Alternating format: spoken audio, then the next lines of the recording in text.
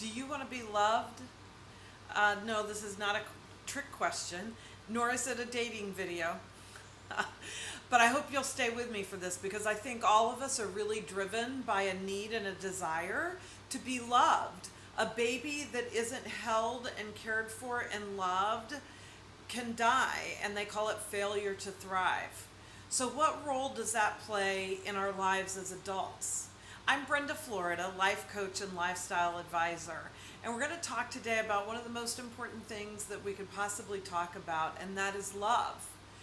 And while love from others is really important and creates a certain joy and additional quality to life that is absolutely irreplaceable, today we're going to focus on self-love. Because in my experience, my ability to both love others and attract the love that I want in my life is really measured by the amount that I am able to love myself. And what do I mean by that? I don't mean being selfish or egotistical, but what I do mean, and this may feel selfish to some of you, is a degree of putting yourself first. And what does that look like? So when I'm loving myself, I prioritize myself, right? We prioritize the things we love. And I'm a mother of 4 children. They're all grown now, but at one time, they were all 7 years old and younger. So I had my children very close together. And it can be very difficult to take time out for yourself when you have small children. And I am not going to pretend that I did that really well. My children are all adults, and if they want to comment on this video, they will tell you that I was far from the perfect mother. I think that I did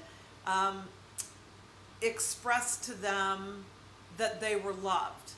And I tried to do that in a way so that it would come across very unconditional, because I felt like that was really important, that they understood that my love for them transcended what they did, even when they were, misbehaving.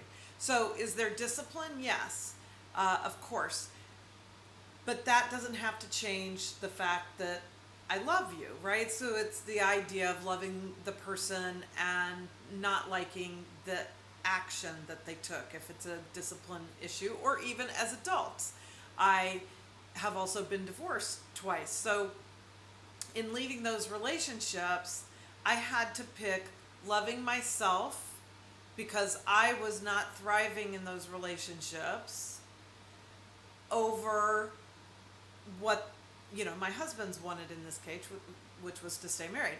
So I had to be able to say, I don't like their actions, which doesn't mean I don't like them, right? So all these ways that we hold on to our authenticity and our true selves, our ability to speak the truth. If we go back to the Live Lavishly manifesto, being able to speak your truth, I think that was number 2. If you don't have the Live Lavishly manifesto, you can pick that up at my website, brendaflorida.com.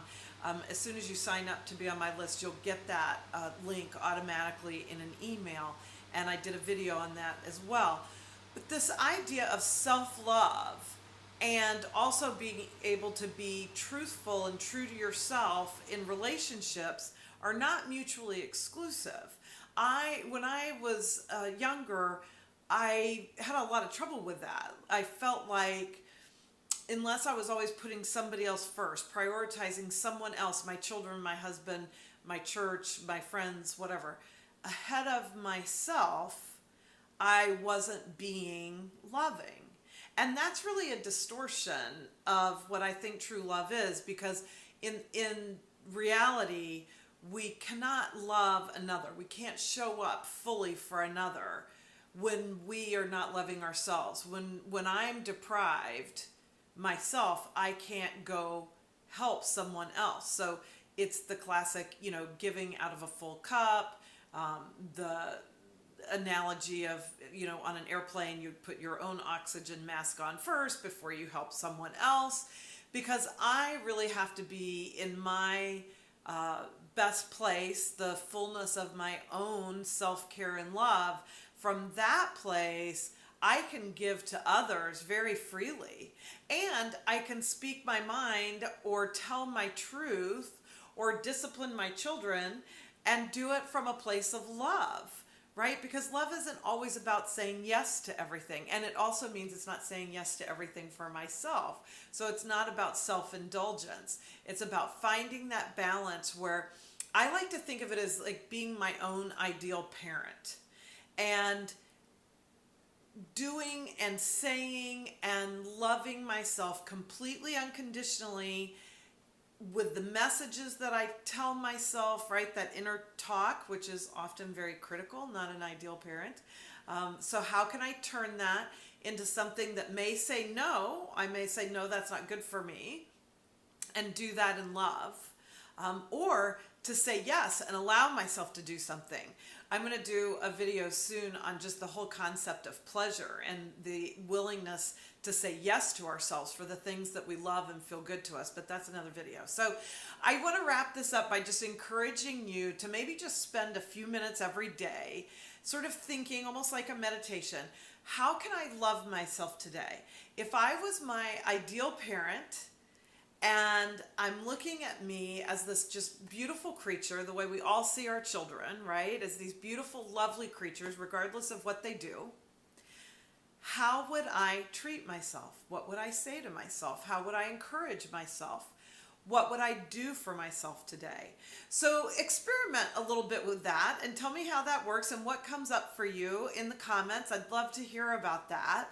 And like I said, if you want to get my blogs or these vlogs delivered directly into your inbox, or you want the Live Lavishly Manifesto, any of those cool things, just sign up on my website, brendaflorida.com, and I'll look forward to seeing you again in the next video.